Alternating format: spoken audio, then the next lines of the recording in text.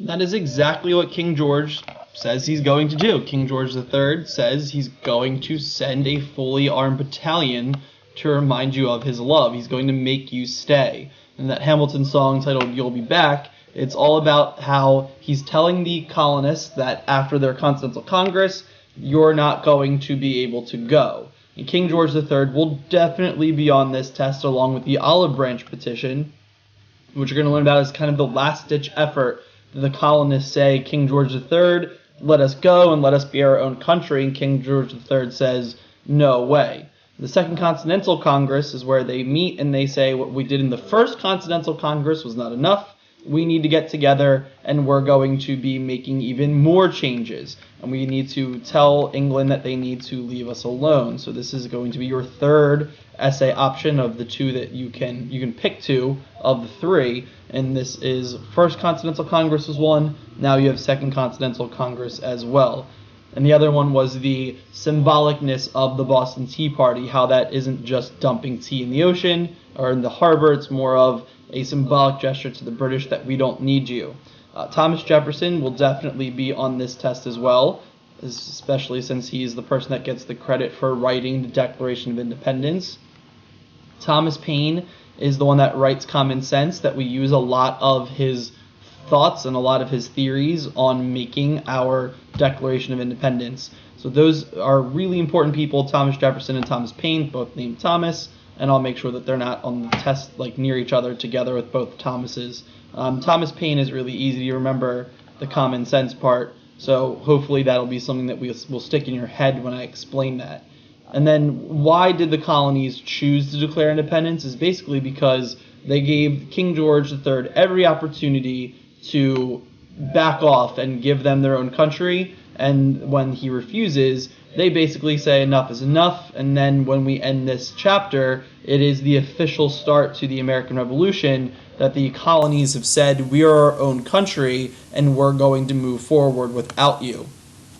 At this Second Continental Congress, and this is that essay question right off the bat, essay question number 3, the Second Continental Congress meets for a second time, and once again they meet in Philly, because Philadelphia is at the center of the colonies. It's right in the middle, it's on a river, it's easy to get to. And this is Independence Hall. You can literally go see this. It's right down 95.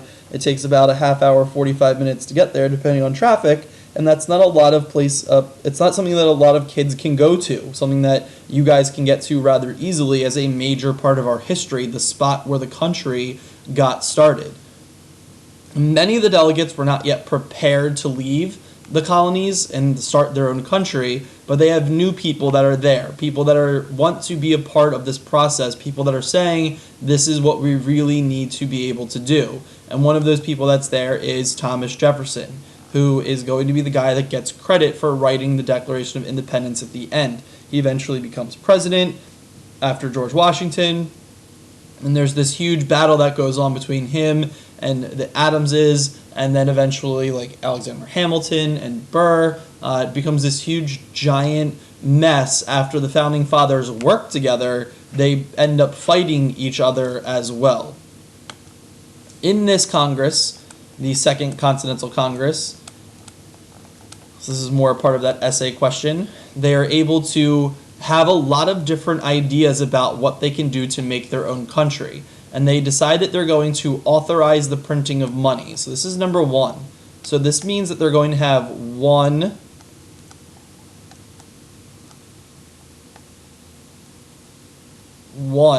set of bills, one set of money, one unique dollar, that you don't have any Pennsylvania money and New Jersey money and New York money and Delaware money, but now you just have one American dollar. That way they can trade equally amongst themselves and not have it be separate colonies, but have the entire economy based off of each other. They're going to set up a post office, which you might think is a weird thing that they're going to say they're going to do, but the reason why they want to set up a post office is to communicate, which is what ends up happening with Native Americans as well, where you have to remember, there are no phones. There is no internet, there's no TV, there's no radio. So how are they going to get their message across? And they decide to make up an organized system of having communication across the colonies to inform everybody about what's happening. They decide to set up committees to communicate with Native Americans and foreign countries as well. So they're going to try to make friends. And that is key to this. This is that whole Harry Potter Voldemort thing, where if you have friends, there's more likely chance that you're going to win. And we're going to talk about how this one alone, number 3, is probably the biggest reason why the Americans end up winning the American Revolution.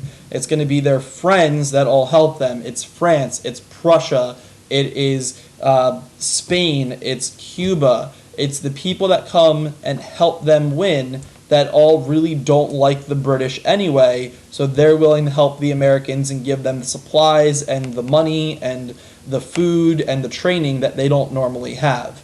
And the fourth thing that they do is they create the Continental Army, which is an army for the continent, army for all of the colonies. Before this, it would just be colonial militias. You would have a Boston militia, you would have a Philadelphia militia, you'd have a New York militia, and it would just be specific spots of various colonies that would have their own tiny little organized fighting forces. But now they're going to say we're going to have a more organized army for the entire country or the entire colonies combined, and they decide that George Washington is going to be their commander-in-chief. So this is the first time that George Washington is put in charge, and this is going to be him being in charge all the way through almost the late 1700s, where he eventually becomes president and then eventually drops out of that as well. But he's going to be the person that's going to take them from not being a country at all to winning a war, to becoming their own country, to making a set of laws and being the first president as well. And the last thing, this is number 5, so you're definitely going to want to include this in the essay question, that the Continental Congress does, is they draft and they write up the olive branch petition. And the olive branch is the symbol of peace. That you offer an olive branch to someone means that you don't want to fight them anymore. You're going to call it truce. So the colonists say that they want peace in this olive branch petition, but they also ask King George III to protect his rights, or their rights. They say that we are English citizens, we deserve representation in government, we deserve taxation with representation, not without. We deserve to have a say in these laws. And if you check out King George III down here, he doesn't seem like he doesn't seem so reasonable. He's wearing like a gold-plated giant coat with all these crazy robes and a cape and stuff. This guy does not seem like the most reasonable guy on the planet. It doesn't seem like he's going to say, yeah, okay, you can have what you want, good luck with that, and have a ball. He seems like he's going to say, there's no way that this is going to happen, mostly because the colonies give him money.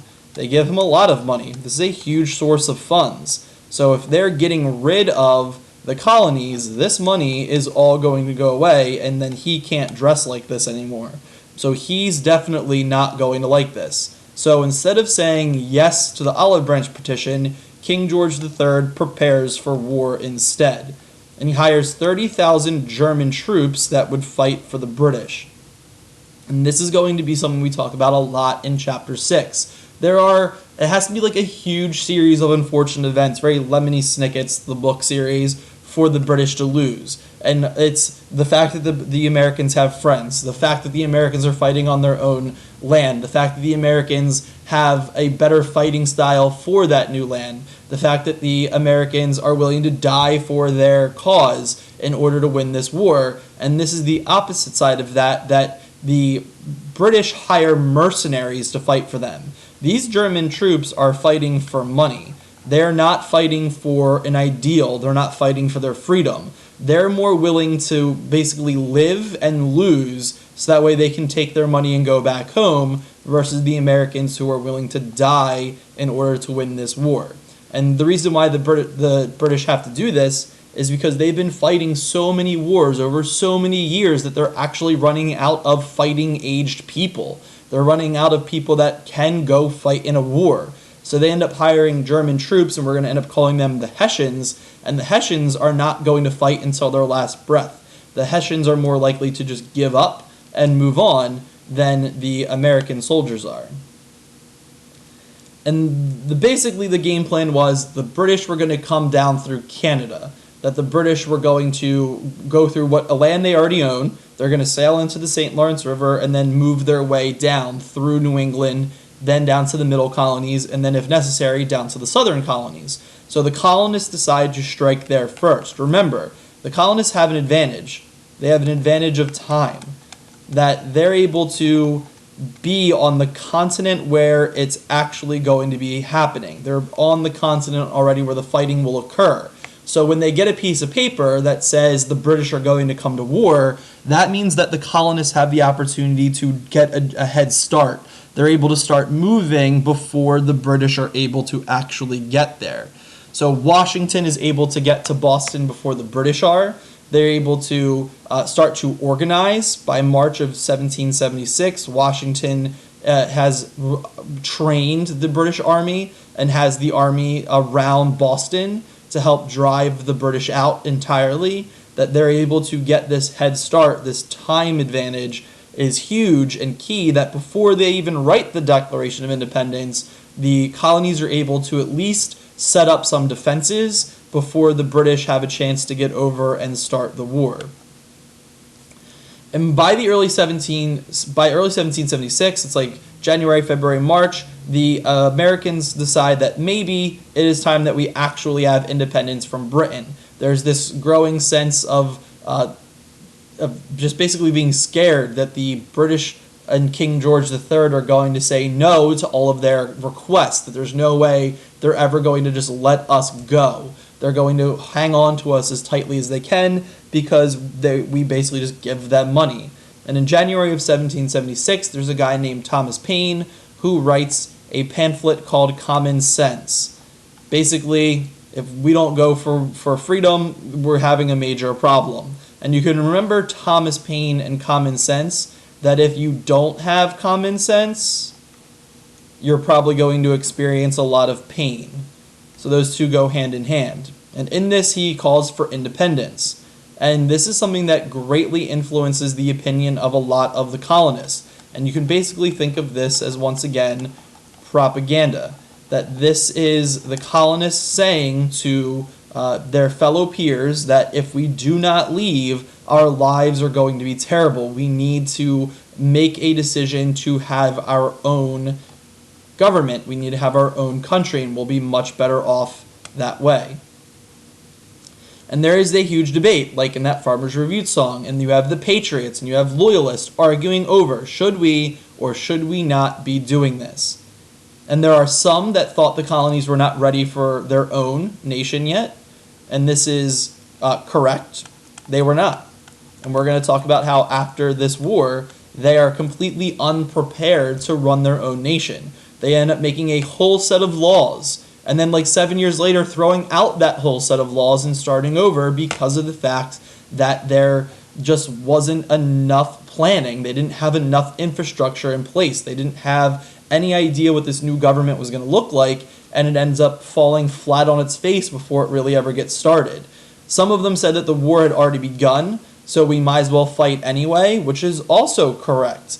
That they were fighting at Lexington and Concord, that they were fighting at Bunker Hill, that they were fighting at Ticonderoga, that they were all over the place, and that they were saying these battles have already taken place, so we have to keep going because we've already started it. The British are never going to forgive us for those battles that we've already taken from them, from those places we've already won. And then the other thought that the British would definitely win, which should have been correct as well. The British definitely should have won this war. There's so many reasons why the Americans should have lost, and it really does take a giant series of unfortunate events for the British to lose this war. So throughout Chapter 6, we will detail all of those different reasons, and each one of them adds a little bit more to the American side that allows them to win. At the end of the debate, they do decide that they need to have their own country. The general consensus is that we will work together, and this is, remember, all the way back to the Albany Plan of Union, to the Iroquois Confederacy, that this is something that the Americans say we need to work together as one country, as one fist, rather than a bunch of individual colonies as individual fingers. We can do much more damage, we can do much better in this war if we are acting as a fist. So they decide to write the Declaration of Independence, which I will mostly write as DOI, just because it's really long to write Declaration of Independence, and they select Thomas Jefferson to write it. There's this debate over who's going to write it, and they decide on Thomas Jefferson because he's more liked. He's seen as a nice guy, and he's seen as a reasonable guy, so they choose him to be the official writer of this. Because since he is the official writer, more people will listen to him and believe it, rather than having one of the more angry, burn everything to the ground types of guys like Sam Adams write it. It has to come from someone that people will listen to, so it's Thomas Jefferson that gets that honor to write this giant set of everything we're planning on doing from here on out type of paper. And he takes a lot of ideas from John Locke. And John Locke is the guy that's the basic human rights type of guy, and this will make sense. Very similar to the Thomas Paine common sense stuff, that if you don't have a lot of common sense, you're going to experience a lot of pain. Here we have John Locke and the basic human rights, that if you lock people in a cage, you deny them their human rights. That's an easy way to kind of remember that on a test. Thomas Paine, common sense. John Locke, human rights.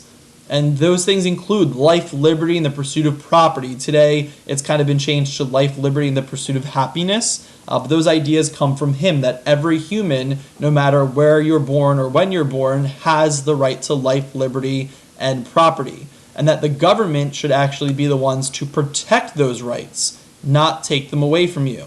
And if they're trying to take them away from you and they're not protecting your rights, then you can overthrow that government. And this is the major part that everyone always debates. And in the Declaration of Independence, it talks about how all men are created equal. And in reality, that is not what our Declaration of Independence ends up laying out afterwards, where we say that all humans have these rights. But in reality, at the time period, it was basically just white dudes had the rights. All humans was not all humans. African Americans, definitely not. You had Native Americans, definitely not. Women, definitely not. And over the course of this class, over the course of 9th grade social studies, over the course of 11th grade social studies, and even through today, we're still working on that whole all humans part, having those basic rights, not just the original writers of the Declaration. And there's this huge debate. Should we or should we not send this piece of paper? You're basically sending a piece of paper that says we're going to war. That's what this paper will say to the British, that this is it, you must do this. And there's a guy named Richard Harvey Lee who gives this speech at this meeting where he says, and this is where we kind of get the United States things from, he says that these united colonies and free and independent states. So this is where we get United States. And that all political connection between them and the state of Great Britain is and ought to be totally dissolved. Basically saying that we are now the United States and we have nothing to do with Britain anymore. We are totally on our own. We have made our own country. And the Congress actually agreed to this on July 2nd of 1776, and the 12 colonies voted yes. And it was New York that said didn't vote first. They supported it later on. But New York's kind of a big deal. New York is that economic capital. It's the one that has the best trading center. Economic capital. That this is where you have the money coming from New York City. So they kind of need New York to come with them. So they wait a little bit, and New York eventually does support it. And it's officially approved on July 4th. So this is the day that we say is our Independence Day, that the Declaration of Independence is officially approved and has the approval to go off to King George III and say, this is now what we're going to do. So that's why it's July 4th of 1776 that we celebrate as our Independence Day. But there's this huge debate. Are you a country when you say you're a country, or are you a country when other people recognize you as a country? Today, in the way that the United Nations works, is that you're not a country until other countries accept that fact. And there has to be a certain amount of countries that say that you can be a country. You can't just get one person to say, oh yeah, they're a country, and then you get to be your independent country. There has to be this process. So even though we celebrate July 4th as our Independence Day, it's kind of our Declaration of Independence Day. It's not until after the war that other countries say, yeah, America is a real place, and we'll get to that at the end of Chapter 6 with the end of the American Revolution with the Treaty of Paris Part 2, where other countries, and Britain included, officially say you can be a country.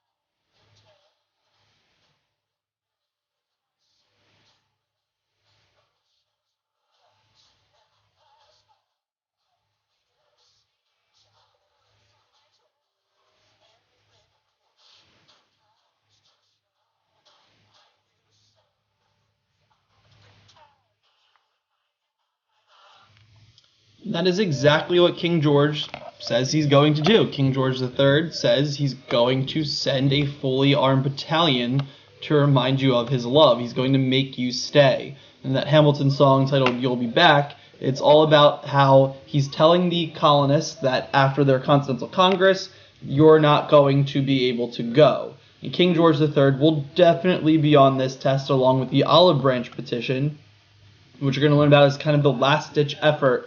The colonists say, King George III, let us go and let us be our own country. And King George III says, no way. The Second Continental Congress is where they meet and they say what we did in the First Continental Congress was not enough.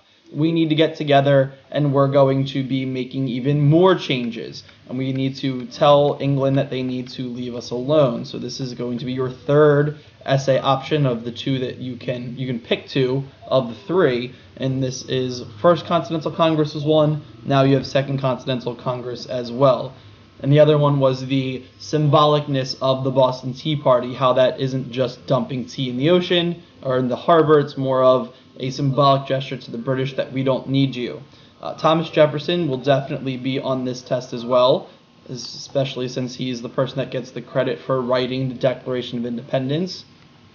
Thomas Paine is the one that writes Common Sense, that we use a lot of his thoughts and a lot of his theories on making our Declaration of Independence. So those are really important people, Thomas Jefferson and Thomas Paine, both named Thomas, and I'll make sure that they're not on the test like near each other together with both Thomases. Thomas Paine is really easy to remember, the common sense part, so hopefully that'll be something that will stick in your head when I explain that. And then why did the colonies choose to declare independence is basically because they gave King George III every opportunity to back off and give them their own country, and when he refuses, they basically say enough is enough. And then when we end this chapter, it is the official start to the American Revolution that